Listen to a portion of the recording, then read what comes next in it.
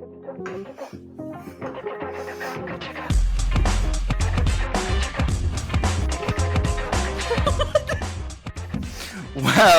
hello again. Welcome back to your favorite podcast. Woodworking is bullshit. And if it's not your favorite, well, it damn well should be. You need to have your head checked. I'm your host, Paul Jasper, scientist by day, woodworker by night. And I'm joined by my two amazing, illustrious, fabulous, intelligent, and provocative co-hosts, Eric Curtis, a full-time furniture creator, and furniture maker and content creator. I like furniture creator. Furniture? Well, you are a furniture That feels creator. good. Thanks. And hey, that's not Mary. That is That's racist is what that is. What's that about? I said nothing about race. I just said that's not Mary. Sorry, just gonna Mary. Identify. Sorry, Mary. Sorry, Mary. Nothing. I said nothing so far. We have a new host today while Mary's in Germany. That's where she is, right? Yeah, Germany. On a work trip. We have our friend and amazing artist, Jennifer DiArenzo, sitting in the chair today. Jen went to art school. She's an amazing pyrography artist. Don't tell her I said that because her head will get even bigger. And she's a wonderful mom to two kids. So she has to balance her work with her momming duties.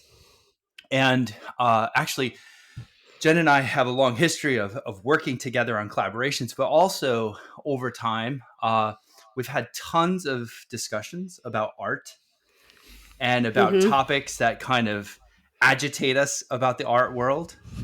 And so we thought, Jen would be she's an agitator and she's a thinker and she's an artist. So I think she'd be a good sit-in for Mary this week. Yeah. Hi. So with that. Thanks for having me, guys. We thought that... We'll find out. So this is actually Mary's audition tape, and we're trying to decide. We're trying to decide if she's good enough. No. So today's topic, we always start with a question, and today's topic was something that Jen brought up. She sent it to me, and she sent me a post, and she was all agitated about it. And so I said, Jen, if you think you want to talk about this, let's hurt some feelings together. Why don't you lead off today's episode? I can definitely do that. Hurt the feelings. So it's doom scrolling Instagram time. And I come across this post, and I'm going to read the post verbatim here. So imagine you got well known for art you hated making. Art you made because that's what the audience wants to see, because that's what's trending and popular. And then you had to keep making that art on repeat because that's what people expect of you now, and that's what's selling. And that sounds like some kind of fresh hell. So the question at the end of this post was making art that people like versus making art that sets your soul on fire. What are you going to choose? And when I read it, at first, obviously, I'm like, oh, yeah, I want to make art that sets my soul on fire. That's the whole reason I got into art in the first place. But then I'm like, I need money. And you can't always do both. I need money. I need money. So I was kind of agitated in a way that, like, I don't even know how to describe it. It was like a conflict in my head about, like, why did I start doing this? What am I doing now? And can you do both? Is it possible to do both? So I'd say I'm trying to do both right now, but I don't know how well I'm doing. What exactly are you doing to implement doing both? Like, what's the strategy to do that? So I am currently taking commissions, but I'm taking nowhere near as many commissions as I used to so that I can have time to work on passion projects, to work on art that I want to do. And I have no idea if it's going to sell or not, but it's something that makes me happy and makes me want to keep making art. Because if I was just listening to you guys, your episode about burnout. If I just stuck with the commissions all the time, burnout for sure. Like I was already getting to that point. So, Jen, can you give the listeners some idea about what kind of work this was and what commissions you were taking for so long? Yeah. So for years, I'm trying to remember, I've been doing pet portrait work since 2009. And I started out doing paintings, colored pencils, pastels. I eventually got into pyrography. I picked it up as a hobby and fell in love with it. So I was doing pyrography pet portraits for years. And then I got to a point where I was like, if I look at another dog or a cat face, I'm going to lose it on something. And then Paul came into the picture and was like, you need to stop doing that and work with me. And I was like, okay. The audacity of this man, I tell you. Yeah. Basically, I took Jen from ruined like it. like profitability to like making like no money is basically what she's saying. It's a It's beautiful fair. way to live. It's Well- a very accurate way of looking at Well, it. she was miserable. She'd be like, I have 20 portraits to do this year and I want to Yeah. die. And I said, well, why don't you do things you feel like doing? And she's like, yeah, money. And I'm like, yeah, but you could make money doing the other things too. And That's such a long con, though. Like to It set is. yourself up to make money doing the things that you want to do is a long-term strategy. And It is. listen, I'll play my cards right here. I think it's the better strategy, but it takes so fucking long to set yourself up to get into a position where not only are you good at the thing, because you have to get good at the thing that you want to do before you can Right. market yourself doing the thing that you want to do. So Right. there's multiple stages there. You have to first master the thing, and then you have to figure out how to market yourself as a master of the thing, and you have to figure out what differentiates you from the other people who are equally as good, if not better, than you at the thing that you want to do. All It's right. an impossible. It's Yes. a Sisyphusian task. Did you just say Sisyphusian? What Yes. did you just say? Do you Si- have a thesaurus open at all times? It's a syphilis task. It's syphilis test? It's syphilis. It's when you think about it. You need a Z-Pack. You're gonna get there. It's fine. Do I want to know Okay. what you know needs to be prescribed for that? No. I Shh. Plead the fifth. No, we're not doing. We're only 7 minutes in. This is not a medical podcast, Jen. This is Jesus. not going to brought it Eric's. This is not going to Eric's syphilis in 7 minutes. Okay. So back to Eric's point, because it was a good one. There Yeah. is a typical, a lot of people. For example, I remember Alan Watts said this once. He said, why would you do a job you hate to go on living to do a job you hate and enter that futile cycle, right? So he would always say, do something you love, you'll become a master at it, and then you'll be able to make a living. Now, Eric, you brought this up. I think there's 4 stages, right, to this. I like to break things down into like sort of frameworks. So the first stage is identify your passion. And if you identify your passion, the common wisdom is that you'll become a master at it. You'll become excellent at it, right? Go ahead. Can I ask Eric. a question right off the jump? Sure. I wonder, and maybe you have a thought on this. If you have to identify your passion, are you passionate about it enough to go Okay. after it long term? Like if Okay, you're so- looking for the thing that you're passionate Sure. about, then it's not punching you in the face saying like you have to go do this thing or you'll die inside. Okay, that's probably my wording. You don't have to identify All right, a passion. All right, fair. All right, fair. you have a passion, right? Sure. Whether it's all right. So you have a passion. If you pursue that passion, you will become a master.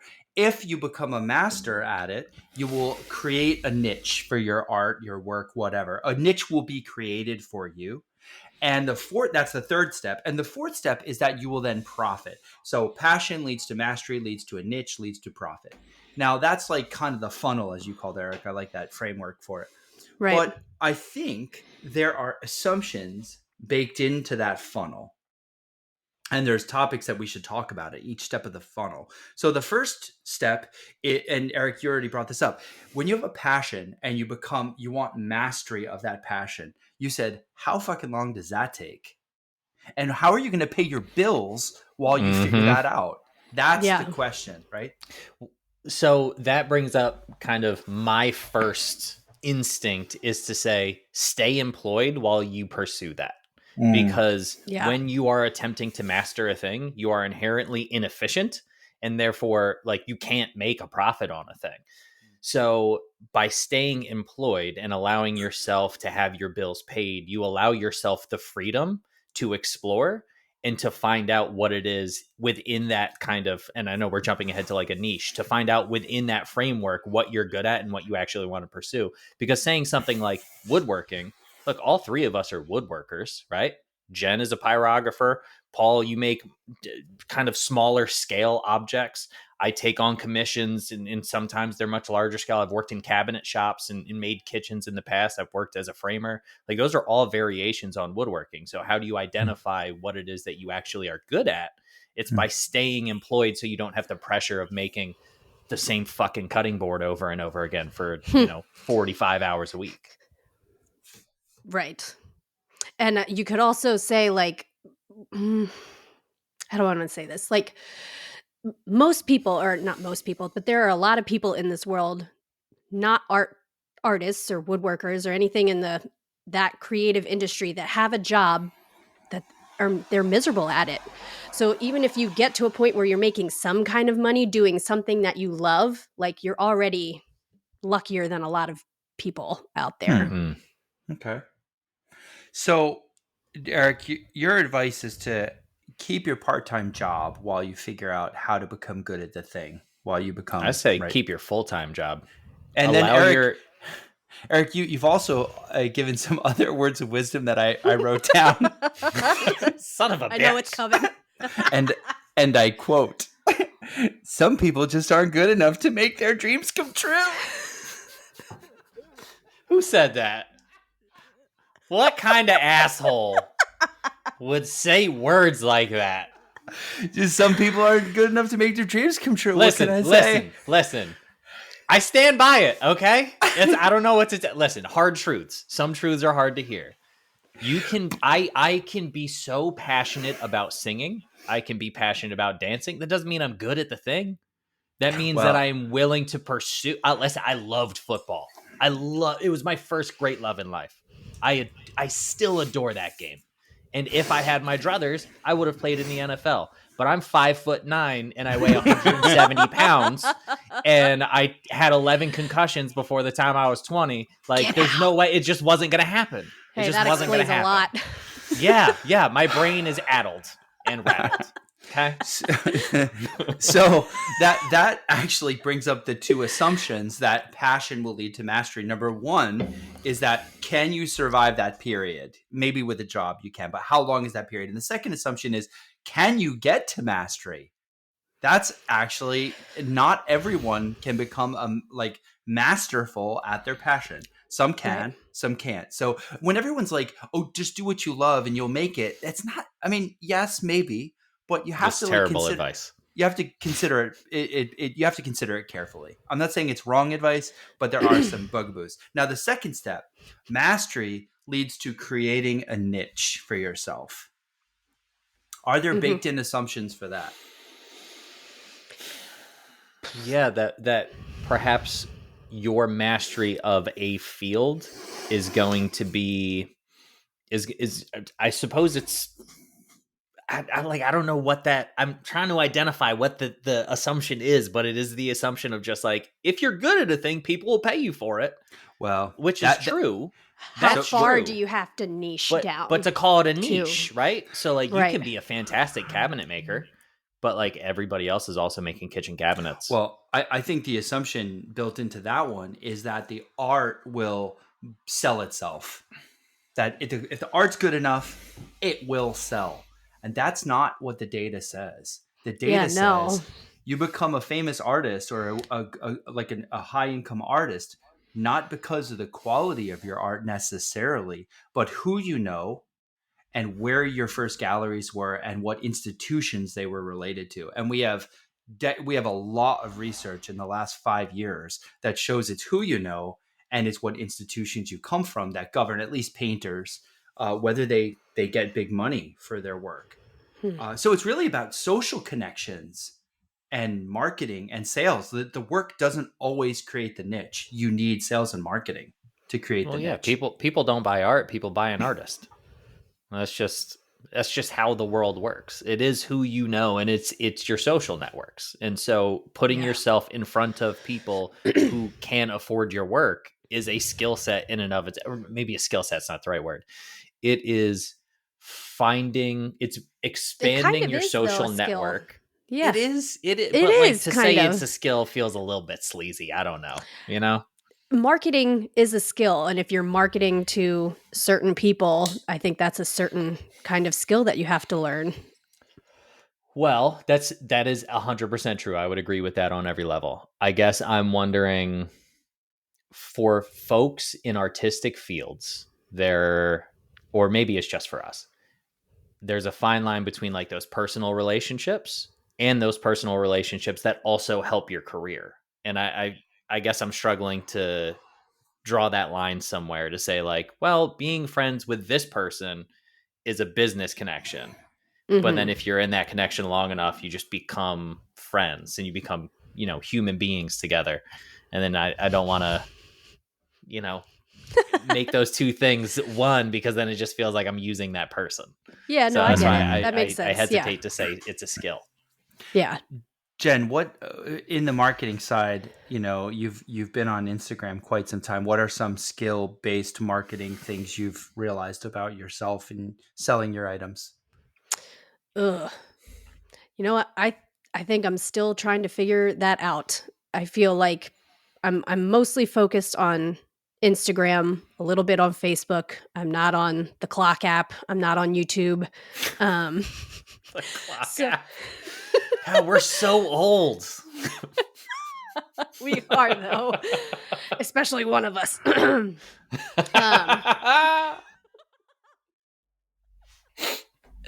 So the algorithm is constantly changing. I'm still you used to be able to post beautiful pictures and that would sell your work. Then you had to make awesome, catchy reels, and then that would sell your work. Now you have to make reels that are like showcasing your work in like 7 seconds or nobody's going to pay attention. So I really don't know right now. Like, I just kind of keep posting what I can when I can and seeing what sticks with somebody. Eric? So I'm wondering if we dive into the conversation about being a content creator as a job, and that being the art that you are known for rather than the art that you want to make. Oh, I think it's totally a part of it, because part of the reason why I was getting so burned out, I think, was because I was constantly trying to market myself. And Sure. that was awful. I hate it. Well, I still hate it. I mean, listen, let's call a spade a spade. Making content, making videos, short form, long form, whatever it is an art form, right? So if you are getting paid to make content, which I am as my full-time job, I make 75% of my business is the content. 25% is the actual commission or the income from the pieces or the objects. So there is absolutely those moments where I am frustrated, whatever it is, the comments that come in on YouTube, or the way that a reel performs, or the negotiations with a company trying to get to a point where I feel like my work is being valued. That's all. I don't know if you can escape that, right? Like, work is work. It doesn't matter what form that work is taking. If you are a full-time furniture maker and you don't make any content, that's what you do. There are going to be days where you wake up and you're like, I'm so fucking tired of dealing with clients. I'm so tired of, working in whatever. Jen and I, we were just having this conversation about using oak as a medium for pyrography, right? Like, fuck oak. It's the worst. Mm-hmm. Sorry, Paul. So it is. I just gave Jen an oak box to do pyrography on. That's exactly what we were talking about. How much it sucks. But this is what I mean. Like, the idea is like, well, if I'm a full-time woodworker, I'll be happy forever because it's what I love to do. But then you find the little things that annoy you, because it doesn't matter what you're doing. Work is work. Life is life. Like, you can be with the person who is the best partner for you in the entire world, and there will be days where you're like, can you just get the fuck out of my face for like 5 minutes? Like, I just need a goddamn moment. Like, that's just being human. So Eric, if like for let's say a new woodworker is like, well, I'm making these things, I think they're pretty good, but they're not selling because no one sees them. What do I do? What do you tell that person? There are so many avenues to market your work. I suppose right off the jump, the question is the object you're making interesting? Or do you have an interesting story to tell about it? Right? Because if it's not, you're never going to make actual money on that thing. So that's your first question. If you do have an interesting story to tell about it, wonderful. Figure out what audience wants to hear that, because different audiences want to hear different stories. Social media is one audience. Craft shows are another audience. Gallery are another audience. Like, that's identify what story you're trying to tell and what audience will resonate with that, and then start building connections in that space. All right. So that's And part of just ask creating. people. That's part of creating a niche for yourself.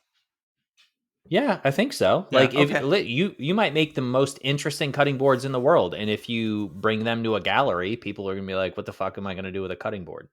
But if you I bring see. them to a craft show, people or like fairs, things like that, people might be blown away by it. I see. All right, so that's the third step. So passion leads to mastery, and then you have to create a niche. And as we've discussed, it's like, how do you create a niche? It really is a skill. That's sales and marketing. I think the three of us have largely relied on social media because Yeah. there's no middleman. We can do it ourselves, right? And it's free. And it's free. Yeah. And then if you create a niche, the conventional wisdom is you will profit, and you'll now be able to make a living. Now, what are some of the assumptions built into that step?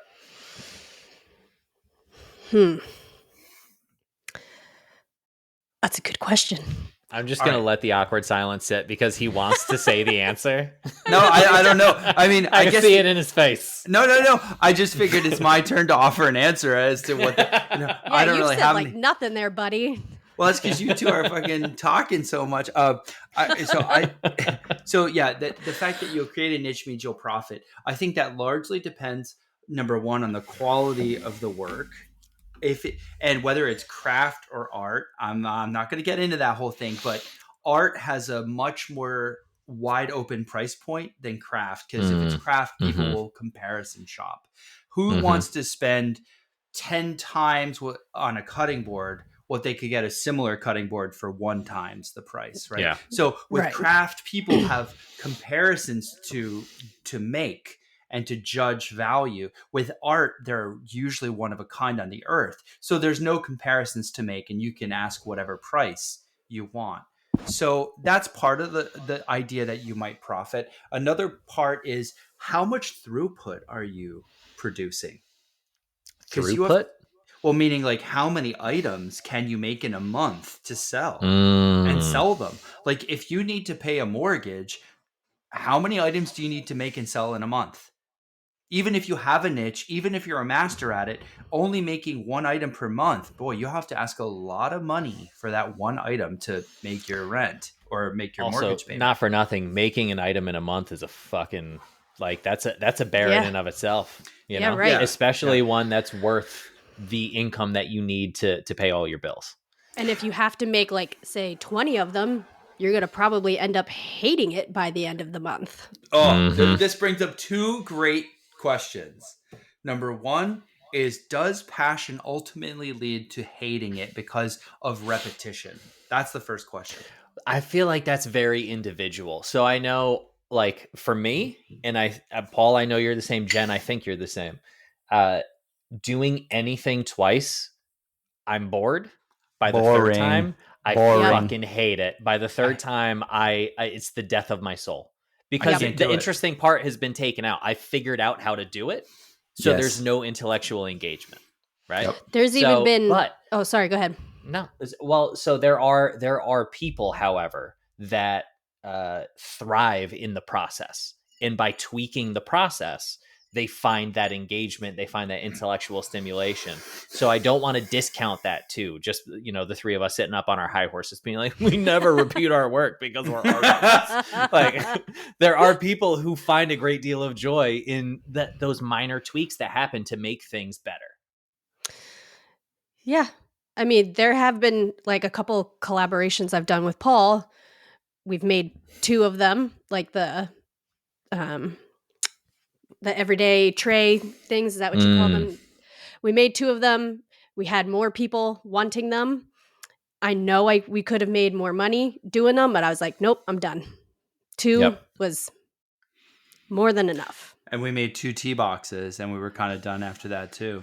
Yeah, but thankfully I was able to do like 2 different images on the top. So it probably sucked more for you than it did for me. Yeah, it was okay. But you're right, Eric. Repetition is the death of me. And that's terrible for business. Terrible. Yeah. Yeah. Because you never get the efficiency gains of repetition, of working out a system. You know, you're Well, always one of a kind. You're always at your efficiency lull, at your lowest. this is why I tell people I'm a terrible businessman, because like I can't make the same object, and that is where business is. Like that's the way to make a profit. Now, the flip side of that is I have a like system would be an overstatement perhaps, but I understand the format of content, which is where the majority of my business is, and that I can do without thinking. So that is, in a sense, the repetition of it, right? Same camera angles, same kind of rhythm. Like I know how that's going to play out on a short form versus a long form. So that component of it is down to a science, for lack of a better term. But the object itself, like that, the content is a vehicle to allow me to make the objects that I'm interested in making. So it comes again to the question of like, what part is the work, what part is the job versus the creative aspect of it. Yeah. So for me, the reason I'm allowed, the reason I can survive and do one of a kind work all the time is because I have a job. A job allows that flexibility. And so Eric, that reminds me of an article you wrote recently where you were sort of suggesting like maybe full time's not for everyone. Maybe for some people it's okay to have woodworking as a hobby because it gives you freedom to pursue whatever you like to pursue in the shop.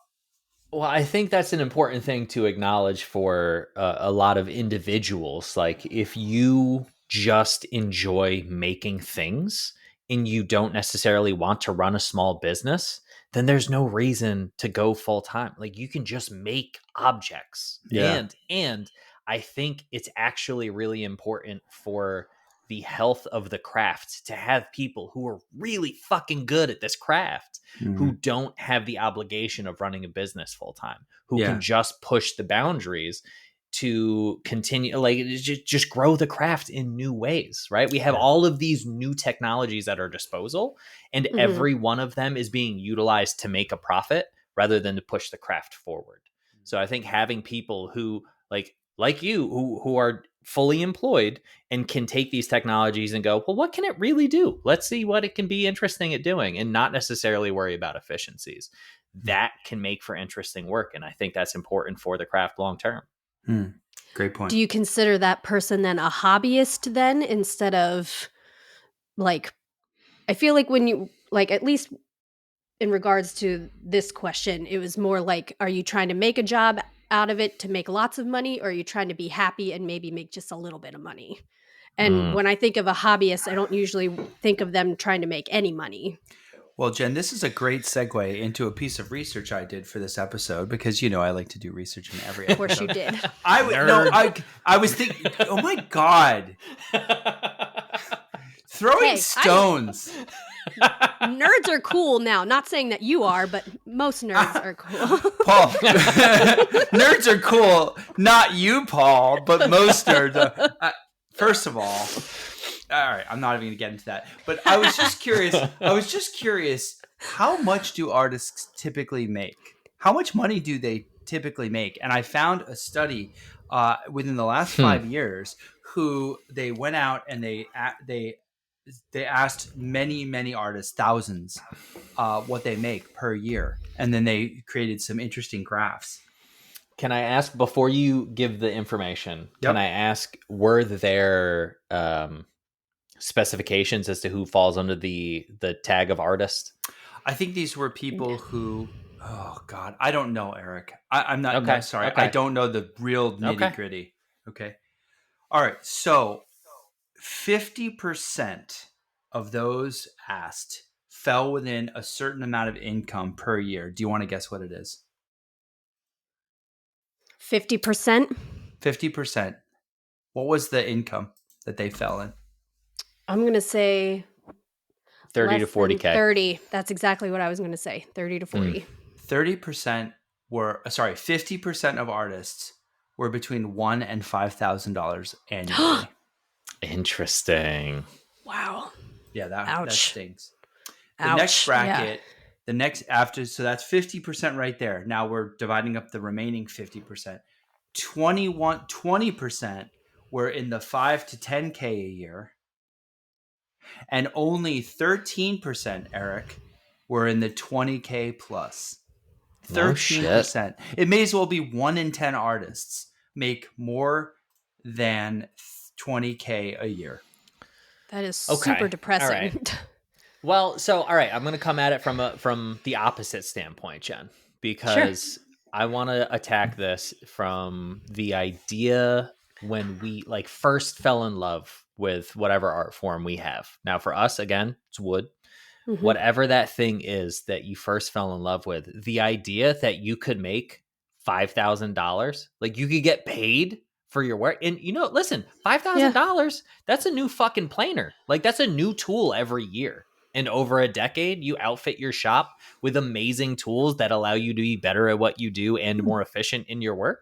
Sounds like that a great hobby. Process, right? Like that is a self-sustaining hobby, and that little bit of encouragement keeps you coming back to try the next thing. So I wonder how much of it is the greed that jumps on our shoulder. The moment you make $1, you go, well, I should be making 10 because fucking Jerry over here, he's making 11. Hey, Jerry. Goddamn Jerry. Fucking Jerry, man.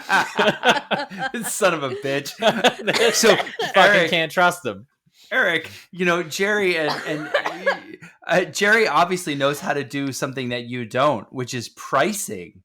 So that's the last component of our 4-part. I want to come back to our 4-part where, passion leads to mastery, leads to creating a niche, leads to profit. The last piece that we haven't talked about is in the profit is how do you price it? How do you price your work to make a living at it? So I thought it might be interesting for all of us to offer how we price because everyone wants to know that. Sure. Mm-hmm. So I'll start by saying how I priced things when I was fully employed by teaching, right? I priced objects based on whether or not I wanted to do them. Like it was just I don't have any skin in the game, right? I can pay my mortgage, I can buy my groceries. So if I want to do this thing, this might take me a month worth of work. I'll do it for $1,000. Like what, or $250 or $100. Like it doesn't matter. So that was where I started. And then with the content game, it was similar.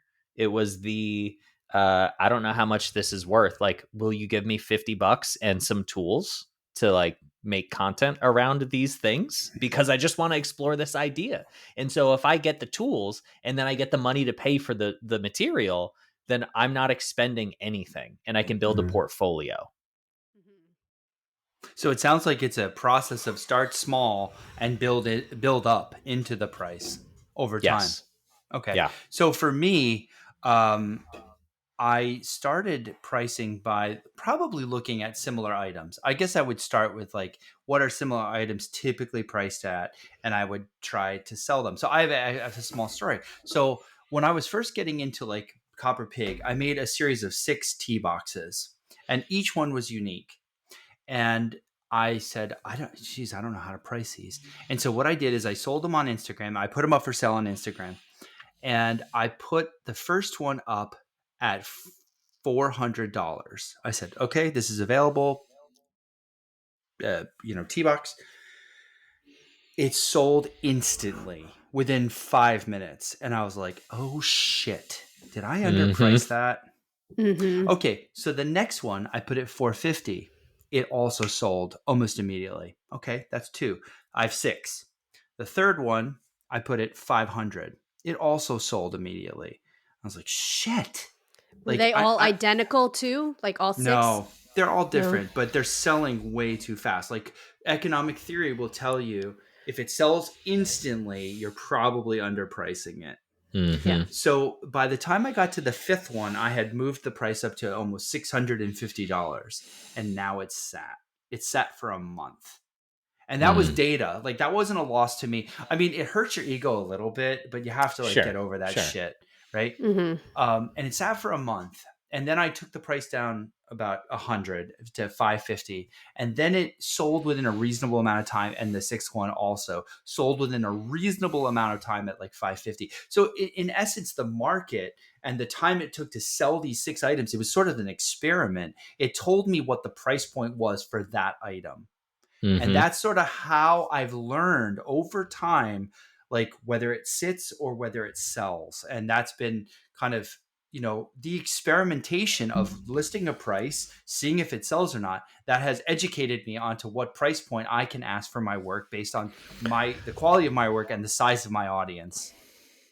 So I wonder, that was the early days of Copper Pig, right? Yeah. And so you had people who were interested in the objects who might not have been following you for a long time, invested in you as a human being.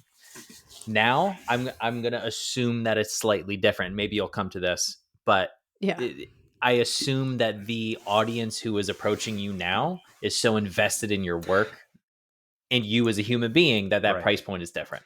That's exactly how it is these days. So when I get asked to do a commission, they're willing to accept my price because they want my work.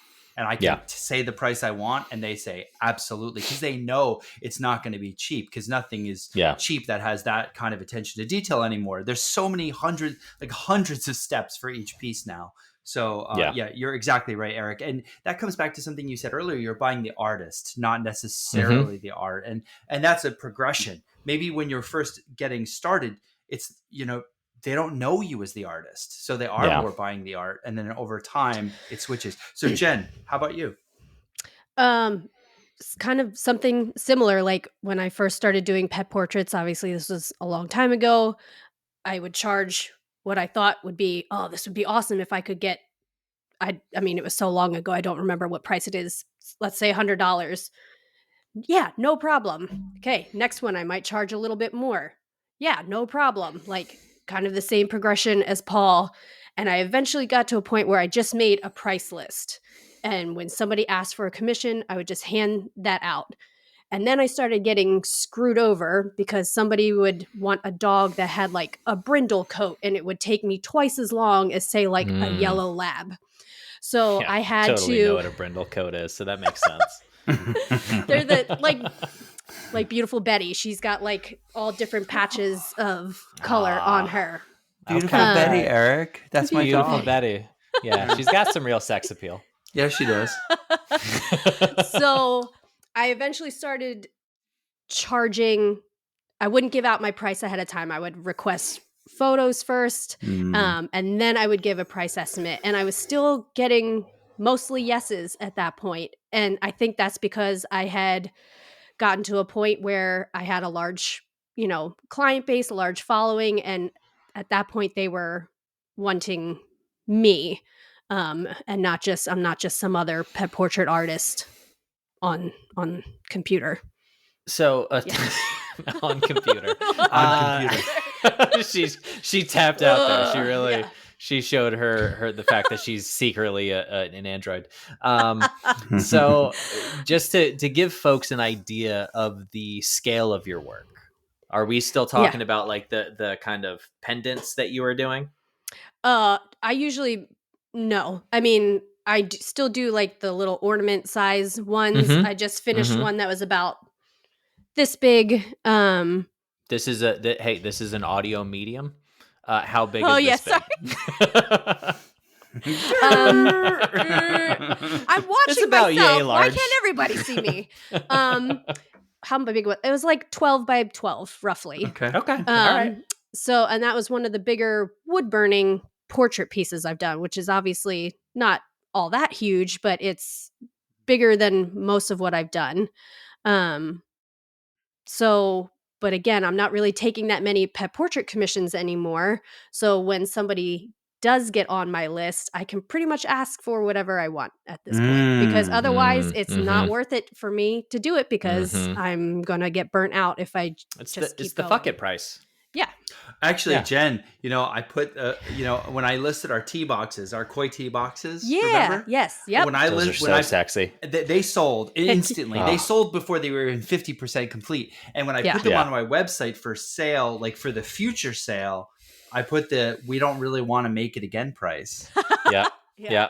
Sorry. And we've still had people ask after that. So, and Jen, if memory serves correctly, there was a certain person, me, by the way. Yes, I also often come to Paul when I don't know what to charge. Well, hey, I wasn't going to say that, but I did say to you, Jen, why don't you raise your prices? You're getting yeses all the time. You need to make sure you hear no at least 20, 30, 40% of the time. Yeah. Right? Yeah. Because if 90% are saying yes, you're undercharging. Well, now I'm the one saying no about 40% of the time. That's where you want to be. That's a good problem. That's exactly where you want to be. Yeah. Yeah. But I also don't want to skim over the fuck it price, because like the question of this episode is like, at what point, how do you differentiate between art and work, quote unquote? Right. And the fuck it price takes the thing that you want to do or did want to do and turns it then into work, because every time you actually get accepted at the fuck it price, there's I guarantee you, I know both of you have done this, and I know everybody listening has had that sinking in their stomach, and they just go, oh fuck, now I got to actually make the thing. Yeah. And then it becomes work. And then it becomes work, you know? Does. And that's fine, because you're making like what you feel like you should be making at that moment. It's a good price. But then it just becomes a job. It becomes worth it for that one time. Well, and it becomes the vehicle that allows you to make the thing that you actually want to make. So what's the differentiation to be had between being employed and having a passion and a hobby versus a thing that you don't want to make, but it sells well, and then that being the vehicle that allows you to make other things that you actually are interested and engaged in? All right. So this, Eric, is I think, the final sort of resting point of this conversation. Is it an evolution between profit and passion? So like maybe early on you have to be profit driven, but then when you establish yourself as an artist and you're getting a higher price point, you can shift the equilibrium more towards passion projects or sprinkling them in, because you're getting a higher price point for your work otherwise. Does this change over time throughout your career? I think it does. And Absolutely. I think the hard part for us as a society is our hyperfixation on immediate returns, right? Like the quarterly returns kind of thing. And what you're talking about is, how do you think about what you want to be doing a year, 5 years, 10 years from now? How do you set yourself up for that? Because you're going to have to do work to get there. And finding how to, hit that balance that allows you to get to a point where you can pursue the passion side of the thing rather than the business side of the thing means you're going to have to bust your ass sometimes and make some things that you're just like, all right, well, this is the thing that's going to, whatever it is, pay the bills or get me in front of the right audience that might be willing to listen to and be interested in purchasing my work later on down the road for a higher price point, make content, do shows, travel, whatever it is, right? Like that's the thing that sets you up for success later on. Yeah, you can't get to that point without putting in the work first. Yeah.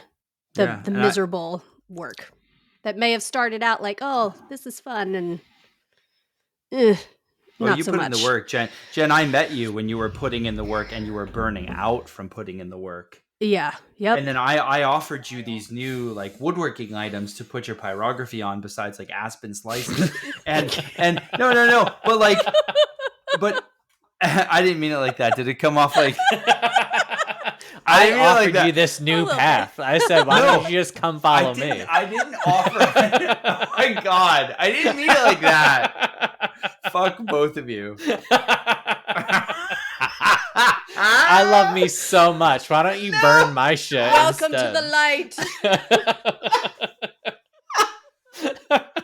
Hey, you're tired of doing pet portraits? Why don't you burn a pet portrait on top of my box instead? And he was worried about my head getting big. Oh. So Are you two done yet? no. No. Okay, so first of all, fuck both of you. Second of all, I didn't mean it like that, but I suggested that Jen put her pyrography on other items. Mhm. Oh, you two Yeah. bastards. I think. Hey, no, I think that has been wildly successful. And I that agree. and that would tap Jen into new audiences through And it did. collaboration. I'm very That's grateful. all I meant. No, I didn't. It's nothing about grateful. It's nothing like that. But it just brings up the point that, like, as we're burning out, and Jen, you keep doing a thumbs up on your screen. Yeah, you keep doing one of those. Sorry. As we burn out, I didn't even know it could do that. Yeah. Okay. So as we burn out, I think we have to look for other ways to transition to sell items. So with that, I think we're at the 45-minute mark. I think we've touched on almost all of the issues about this that we wanted to. Does anyone want to offer like a summary statement about the original question? So was, how do you balance profit versus passion? And that post, Jen, that you saw, follow the passion. Like, Yeah. now that we've talked and shaken all this out, what's our summary statement? In theory, follow the passion is what everybody wants to do, right? And I just think you have to figure out your own way of getting there and not being miserable in the process. And sometimes you have to be a little bit miserable. But yeah, I think you just got to find a way to make both work, like what I'm trying to do now. Do a little bit of work, save, you have your time for passion projects then sprinkled in between. So you're not getting burnout. Yeah. There's a British philosopher. I can't remember his name off the top of my head, but he said something to the effect of, and I quote, "You can't always get what you want, but if you try sometimes, you just might find you get what you need."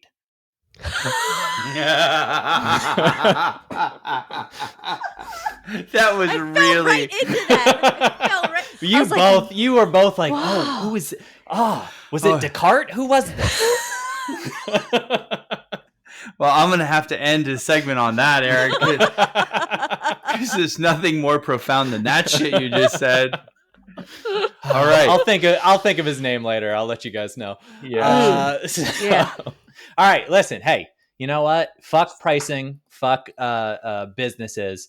I want to know how much you guys know about wood, and Okay. I'm talking about trees. Let's get your mind out of the goddamn gutter, Paul. Okay, That's Jen. That's Jen. No. listen. Don't kink shame. Okay, here's where we're at.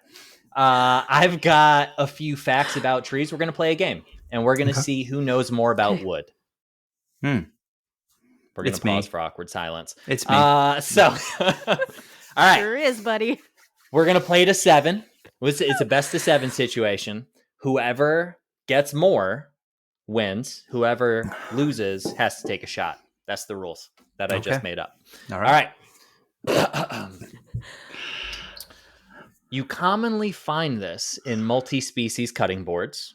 It's a beautiful color that suggests royalty, and its native range is Central and South America. After this tree is cut, the heartwood transforms into a rich color, which gives this wood its name.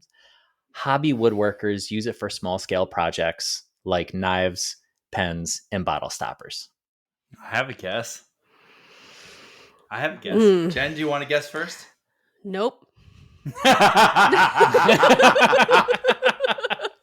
Eric, I'm gonna say Kingwood. Ooh, good guess, but incorrect. Oh, you said royalty, Jen? or you said like Jen, royal I know, color. and it's gonna make sense. Jen, I can Come on picture now. what it looks like. It's purpley, right? Purpley red. you're not wrong. Oh And I shit! Really? I can't think of the name of it. That's so a purple heart, Jen. Jesus Christ! All right, I'm giving it to Paul. Paul gets 1. Yeah, but I guessed All wrong right. He first. I guessed thought it was. wrong. You did. You did. No, yeah, but I thought Purple Heart was like too obvious of it. You said royalty, and I was like, oh, it's Kingwood, Camatillo. It's got I to be know. that. That's the rich color though, Kingwood. Rich color. Yeah, Purple is the rich color of royalty. Sorry, I just want to call bullshit on that rich color, which turns brown, which turns brown from in like a purple- fucking week. Yeah, purple to brown in like 5 years. So all your purple shit out there, everyone Did we making lose stuff. Paul? Oh, there he is. Yeah, everyone that was weird. Oh, sorry. Everyone making shit out of Purple Heart. They're going to be sorely disappointed when it turns brown in 5 to 10 years. There is. Listen, I don't want to shame anybody right now, but the moment I see Purple Heart in a project is the moment I go, "Oh, you've been making things for less than 3 years," because you don't know that it's going to turn brown immediately. All right, next question. The Coney Island Boardwalk, which opened in 1923, was made from this wood. It's extremely hard and durable. This wood is so dense that it sinks in water. Another interesting fact: it has a Class A fire rating, similar to iron and steel. I got this. Jen, go ahead. Go ahead, Jen. Ironwood? Incorrect. Good guess, though. Good guess. Paul? Well, there's a couple woods that satisfy the criteria. The first guess is Ipe. Got it. Nailed it. Got it. You know how I know that? Because my front porch I made out of Ipe. That's how I know. And I have a bunch in my shop. I've never even heard of it. Yeah, it's a South American hardwood. I tried burning it, Eric. I fact checked. Oh, it sucks. The fire rating. It didn't light up for a long time, and it's so hard you can't drive a nail through it. You have to, for screwing it down, you have to do pilot holes, and all your saw blades have to be carbide tipped to cut it. Wow, yeah, it's miserable. But my front porch is 17 years old, and it looks like it's 3 years old. The stuff is amazing. Yeah. It's an incredible wood. It sucks, but it's an incredible wood. All right. Question number 3. This wood is famous for its use in Hawaiian ukuleles. Piece of cake. Jen? Yeah, that's a layup. Aloha wood. I don't know. All right, I desperately want the name of this episode to be Aloha Wood, but Aloha comma wood. Jen, that's a very different kind of wood, I assure you. That is the name of an episode on a website. Paul? Yeah, that's the name of a honeymoon suite at a local Sandals. Sandals? Aloha wood. Oh my Jesus Christ! It's gotta be Koa. It's Koa. Oh, Aloha wood. That's fucking amazing. Funny fact about Koa. Like, I've had a lot of Koa. I've had a lot of Aloha wood in my shop, and no two pieces look similar. It is so variable. That it actually makes it difficult to build with, because you don't get much from one batch. And so, like, whatever you make with it has to be really small, because it otherwise it doesn't match itself. I wonder if that has to do with the soil where it grows, or if that has to do with the fact that it's not farmed at all. It's always forest. Great. I don't know. Yeah, I don't know. We're just being wood nerds now. All right, question number 4. Close to 80% of this wood is used for making tool handles. Ooh. Ooh.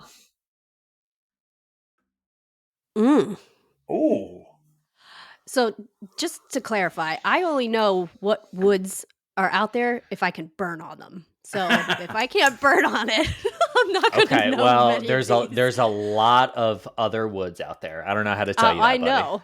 I'm just saying, I'm clueless. Tool handles. handles. I have a guess. Okay. Eric, I'm going to guess rosewood. Interesting guess. I like that, given the lack of availability of rosewood, but that's incorrect. Oh, God. See, Stanley Plains for so long had rosewood handles. I thought, Okay. Jen?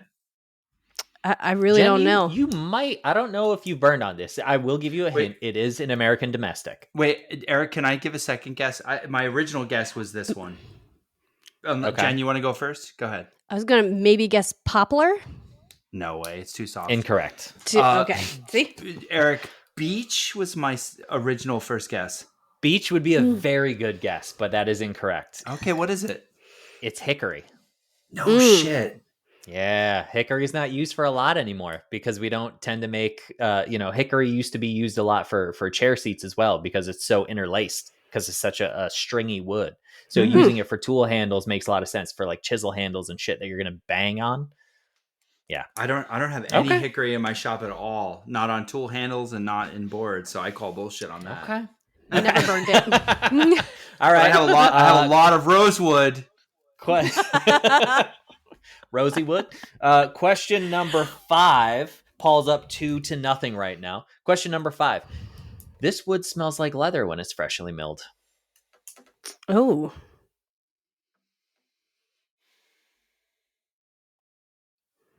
Leather? Shit. Leather. Mm-hmm. Ugh. I don't mill my own wood, so I have no idea. I do. My girlfriend lives in Europe, so. That's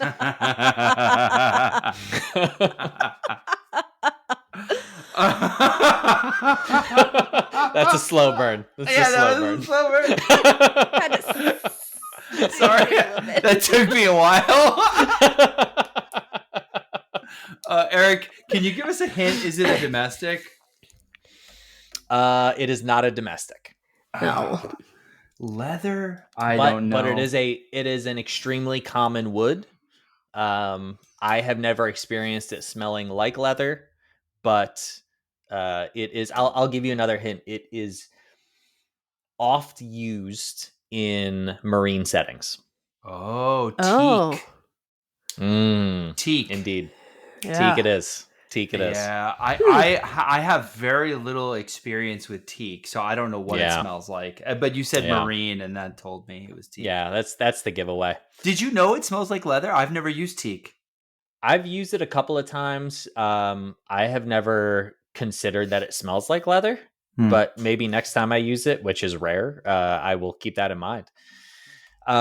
This one is maybe it's a easy one to get. I think it's an interesting wood though. What American wood is used for the making of longbows?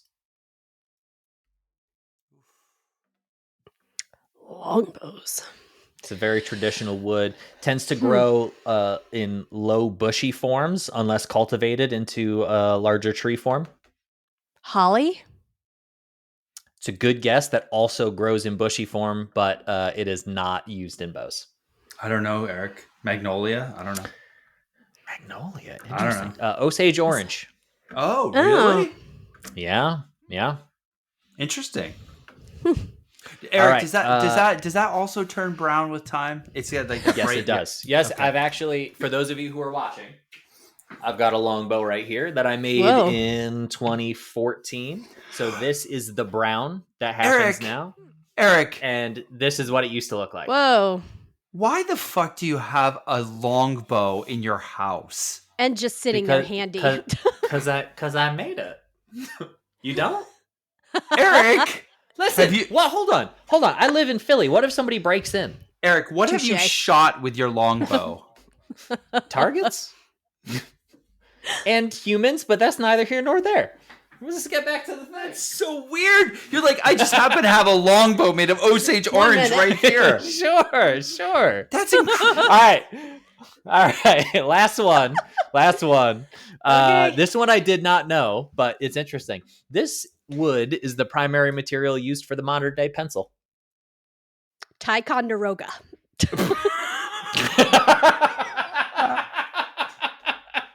Aloha wood. Ticonderoga is actually my OnlyFans name. I'm going to say beach again. I don't know. What? It's Ticonderoga. No, incense cedar. Which I don't even know what that is. Incense cedar. Meaning I would imagine that's a cedar that doesn't smell the way cedar does. I've never even heard there of it is. that. So out of 7, with a total of 3-0, Paul wins. Yeah, but I give Jen 1 point for Aloha Wood. Aloha Wood is a bonus point. That's for sure. 3-1. Wow, Jen, Thank you you. suck at that game. You suck at Wood. I warned you right up front. I was going to suck at this. I She don't know said, why you're unless I can burn surprised." it, I don't know it. Exactly. You have not named anything that I could burn, so All right, bonus question. This wood is technically a grass. technically grass. Palm. I was going for a weed joke, but yeah, it is black palm. I knew it. Me. So mature. All right. With that, I think we need to transition into some mermaid erotica. But before we dear do that, Lord. we need to thank our patrons. So, Paul, you want to take it there? Yeah, since the last episode, we have 3 new patrons: Candace Price, David Murphy, and Tristan Jurashek. We appreciate all 3 of you, as we do all of our other patrons, because it pays for our hosting. It pays for some of our mic. I don't know if you guys can tell, but we have mic upgrades. By the way, that reminds me, Jennifer's using a mic that was so graciously lent to us by our friend KJ Sawdust Keith. He's like, yeah, I just happen to have high-end mics sitting around in my closet. I can send one. Thank you so much, Keith. That's how he lives his life. Yeah, just so gracious. So he sent Jen that mic this week. Thanks, Keith. You're a sweetheart. Yes, thank you. And so we thank our patrons. That helps defray the cost of the podcast, and it really shows a lot of support for us. We appreciate that. So now we transition to the after show, And just for you guys, we have a super special after show. Now, many of you may not know this. Jen's dying already. But Jennifer is a budding author of mermaid erotica. That is a complete Merman. an utter lie. That is, half of it's a lie. And so we thought... Which half, Jen? The top or the bottom? The erotica. Yeah. How do mermaids have intercourse? That's an excellent This is question. what we're going to explore in The Smell of Tuna. This You might be losing some. Jen, what's the name I of your feel book? like, hold on. Wait. If we can give you some advice, I feel like the scent of tuna is a little more sensual than the smell of tuna. I think it's like Fire and Fins or some shit. What's the name of the book, Jen? You guys are going to lose patrons after this. You know that, Jen, right? I think we're gonna gain a lot of patrons, actually. Jen, what's the name of your book? Of Fins and Fire? Oh, I don't even want to tell you. Okay, it's I Smell Tuna. All right, on that note, So in the after show, just to be clear, in the after show, we're gonna talk about the arc of the trilogy that you're writing right now. Mm-hmm. And Paul about is the main ghostwriting. character. Paul is not doing anything. Paul is a fanfic. He's fully engaged in this situation. What's the name of our main character? I have not released that I yet. do not believe you. No, I really have not. I promise. this is For our patrons, unacceptable. though, is this a world premiere? No, it is considered unacceptable to be sharing Phineas that stuff Tunaman? if you're trying. Yeah, we can call him that. Yeah. Mm-hmm. What's his name? Phineas Tournament. Phineas Tournament. Phineas Tunaman. I love 50 it. Shades of Tuna. All right, we're going to it. We'll see. We'll see you all in the after show. Thanks everyone for the good discussion. Bye.